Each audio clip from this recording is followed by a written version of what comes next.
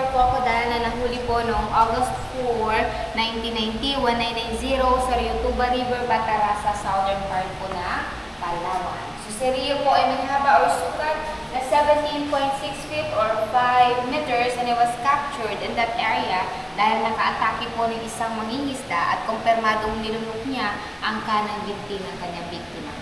Sadly, after 5 months po ng kanyang pagkahuli, si Rio po ay namatay dahil sa stress related sa kanyang transport. He was 60 years old when he died, 60. Ito po ang kanyang balat, totoong balat at totoong buto po ito ni Rio, pero wala na po itong commercial value. Usually po kasi yung mga nabibili po nating leather bag, shoes, wallets, and belts ay galing lamang po yan sa 3 to 5 years old saltwater crocodile. Si Rio po, 60 years old na nung siya ay namatay, hindi na po pwedeng gamitin ang kanyang balat sa ganong mga products and for viewing purposes